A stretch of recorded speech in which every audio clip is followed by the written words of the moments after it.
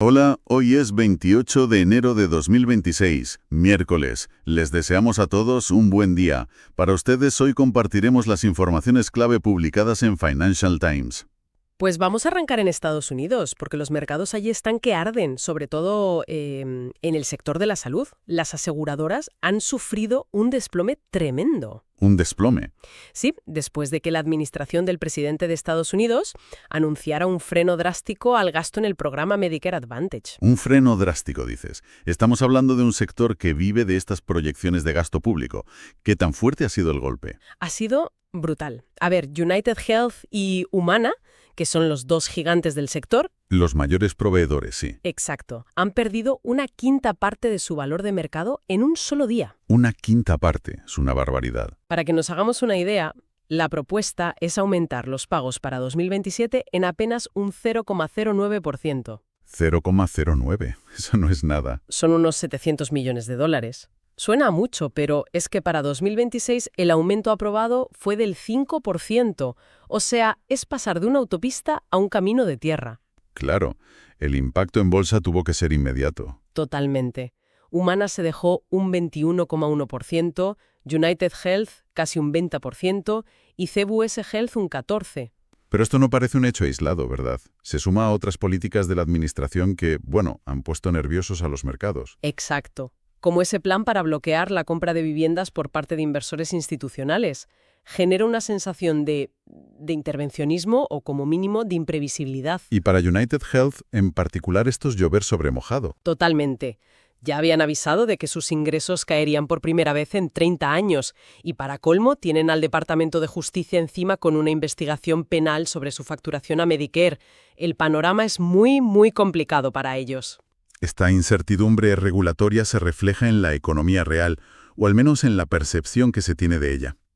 Tenemos un dato de confianza del consumidor que es para echarse a temblar. Sí, ha caído a 84,5. Es el nivel más bajo en más de una década. Más bajo incluso que en lo peor de la pandemia. Y aquí es donde la cosa se pone realmente interesante, porque este dato choca frontalmente con otros. El PIB del último trimestre creció a un ritmo anualizado del 4,4%, que es una locura, y el consumo agregado se mantiene fuerte. Entonces, ¿cómo es posible que la gente esté tan pesimista si la macroeconomía supuestamente va como un tiro? Pues la explicación que se da es la de la economía de dos velocidades. Claro, una minoría con rentas altas que sigue gastando y tirando del carro del PIB, mientras una gran mayoría ve cómo los precios suben y siente la soga de la incertidumbre laboral. Es una desconexión total entre la estadística y el bolsillo de la gente de a pie. Una desconexión que no parece percibir el presidente de Estados Unidos, que ha dicho literalmente que la economía es buena, todo va bien, los precios están bajando mucho. Esa declaración, enfrentada a la desconfianza general, tiene un efecto directo en los mercados de divisas. El dólar ha acelerado su caída. O sea que la falta de confianza interna se contagia a la divisa. Por completo. El dólar ha caído a su nivel más bajo en 4 años frente a una cesta de monedas. Y como siempre que el dólar flaquea, El oro se dispara. Ha tocado un nuevo máximo histórico, por encima de los $5.200 la onza. La plata también ha subido con fuerza, más de un 8%. ¿y a qué lo achacan los analistas? A un cóctel de incertidumbre, las políticas de la administración, las tensiones con los aliados de la OTAN, el riesgo de un cierre del gobierno y hasta la especulación sobre quién va a sustituir a Jay Powell en la Reserva Federal. Todo suma para debilitar al dólar. Y esa incertidumbre económica parece estar empujando a los inversores hacia dos polos opuestos, activos refugio como el oro y apuestas de altísimo riesgo y potencial como la inteligencia artificial. De hecho, en el sector tecnológico estamos viendo una auténtica locura inversora, ¿no es así? Una locura es la palabra correcta. Fíjate, la startup de IA Anthropic, que es el gran rival de OpenAI, Sí. está a punto de cerrar una ronda de financiación de 20.000 millones de dólares. ¿20.000 millones? Sí, habían salido a buscar la mitad, 10.000 millones, y la demanda ha sido tan bestial que la han duplicado. La valoración de la compañía se va a 350.000 millones de dólares. Es una paradoja tremenda. Por un lado, levantan una cifra astronómica, con inversores como el Fondo Soberano de Singapur, Coatue, Sequoia, e incluso Microsoft y Nvidia comprometiendo otros 15.000 millones. Y por otro, Por otro, su propio CEO, Dario Amodei, publica un manifiesto casi apocalíptico de 20.000 palabras advirtiendo de que la humanidad necesita despertar ante los riesgos de su propia tecnología. Es fascinante, ¿verdad? Habla de bioterrorismo, de pérdida masiva de empleos y del riesgo de que la IA se rebele y domine a la humanidad. ¿Cómo se come esto? Es una forma de cubrirse las espaldas, una jugada de marketing para parecer los éticos del sector. ¿O realmente creen que están construyendo un monstruo que podría devorarnos mientras se forran con él? Sea como sea, esta fiebre del oro de la IA está transformando por completo mercados que hasta ahora eran bastante más aburridos, como el de bonos corporativos. Absolutamente. El dinero necesario para construir los centros de datos es tan colosal que las grandes tecnológicas, los llamados hyperscalers, están canibalizando el mercado de deuda. Hablamos de Alphabet, Amazon, Meta, Microsoft, Oracle. Exacto. Apollo Global Management predice que para 2030, la mitad de los 10 mayores emisores de deuda corporativa en Estados Unidos serán estas empresas. Y las cifras son enormes. Es un aumento drástico. Claro, y esto tiene a muchos inversores con la mosca detrás de la oreja. Un mercado de bonos tradicionalmente estable, de repente se ve dominado por un solo sector con un apetito de capital voraz. ¿Qué pasa si la IA no genera los retornos esperados tan rápido? Ese es el miedo. Que se cree una burbuja y que la volatilidad del mercado de acciones tan ligada a las tecnológicas se contagie al de bonos. Aunque hay otra visión, ¿no? Sí, la de JP Morgan, por ejemplo, que dice que al tener estas empresas calificaciones crediticias tan sólidas, en realidad están fortaleciendo el universo de la deuda de alta calidad. El debate está servido. Y en medio de todo este boom tecnológico y financiero, en Washington hay una figura clave que conecta ambos mundos. Sriram Krishnan, el asesor de IA del presidente. Krishnan es el hombre que susurra al oído del poder en materias de IA. Ha sido fundamental en el enfoque de regulación laxa de la administración. Ha estado en todo por lo que veo. En todo. Ha metido mano en la redacción de un proyecto de ley, en las nuevas normas de exportación de chips a China y en una orden ejecutiva para limitar la regulación a nivel estatal. Es un tejido conectivo entre Silicon Valley y Washington. Tiene un perfil muy de Silicon Valley, de hecho. Indio de nacimiento, pasó por Microsoft, Facebook, Twitter y luego al capital riesgo con Andreessen Horowitz antes de saltar al gobierno. Sí, aunque esa conexión tan estrecha con la industria también le genera críticas. Miembros del movimiento MAGA, por ejemplo, lo ven como un izquierdista de carrera de la costa oeste. Es una figura que encarna esa tensión. Dejando la tecnología, hay otros sectores que están viviendo transformaciones, pero por razones muy distintas. En logística, por ejemplo, UPS ha anunciado un recorte masivo de empleos. Sí, hasta 30.000 puestos de trabajo este año y el cierre de al menos 24 instalaciones. Y esto se suma a los que ya eliminaron el año pasado. A los 20.000 que ya eliminaron, sí. La razón principal es una. Amazon. Su mayor cliente les está ahogando. Más bien están haciendo un divorcio pactado. Han acordado reducir a más de la mitad los paquetes que UPS entrega para Amazon de aquí a 2026. Vaya, la CEO de UPS, Carol Tomé, lo dijo muy claro. Amazon es su mayor cliente, pero no es el más rentable. Entiendo, están pivotando. Exacto. Hacia negocios con más margen, como la logística sanitaria, la entrega de vacunas y material especializado. Es un cambio de estrategia en toda regla. Y hablando de cambios y finales de era, en el mundo de la gestión de activos se retira una auténtica leyenda, William Danoff, de Fidelity. Es el fin de una época. Danoff ha gestionado el fondo Contrafund durante 35 años. Repito, 35 años. Es toda una carrera. ¿Y los resultados?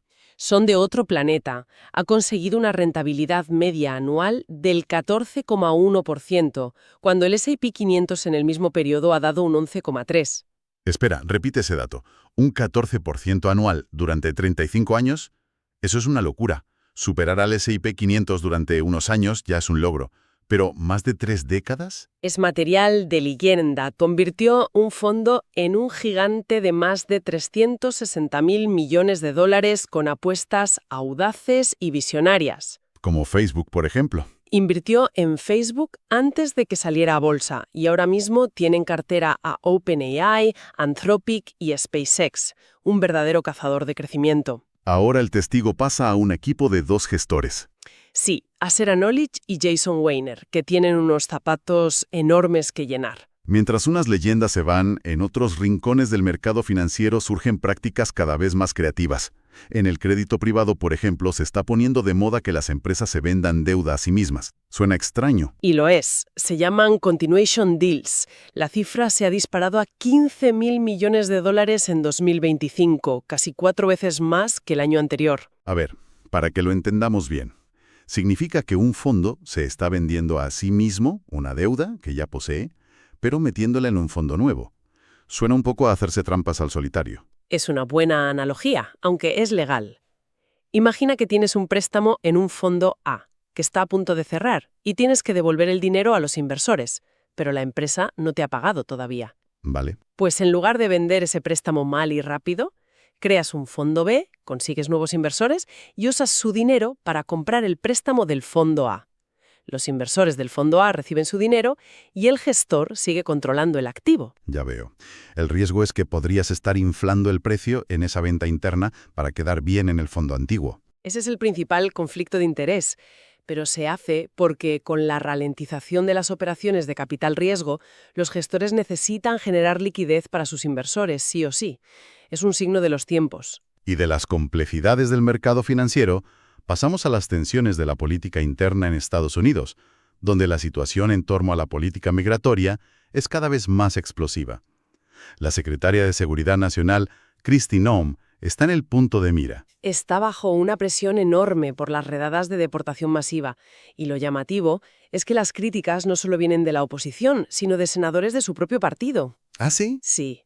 Tom Tillis y Lisa Murkowski han pedido su dimisión. El presidente, sin embargo, la defiende a capa y espada. El detonante ha sido la muerte a tiros de un enfermero, Alex Bretty, a manos de agentes del ICE durante una protesta en Minneapolis. Y no es un caso aislado. No, semanas antes, otra persona, René Nicole Good, también murió en circunstancias similares en la misma ciudad. La controversia se disparó cuando la secretaria Noem calificó a Bretty de terrorista doméstico. Una afirmación que al parecer contradicen las pruebas. Exacto. Las imágenes de vídeo muestran que intentaba ayudar a otro manifestante. La reacción política no se ha hecho esperar, claro. Supongo que no. El presidente ha tenido que enviar a su zar de fronteras a Minnesota para intentar apagar el fuego. Incluso se habla de retirar a un alto cargo de la patrulla fronteriza. La presión debe ser muy alta. Es que la muerte de Bretty ocurrió en una avenida conocida como Eat Street por su cantidad de restaurantes de inmigrantes. El simbolismo es muy potente y la reacción pública, incluso de republicanos y de la Asociación Nacional del Rifle, ha sido muy fuerte.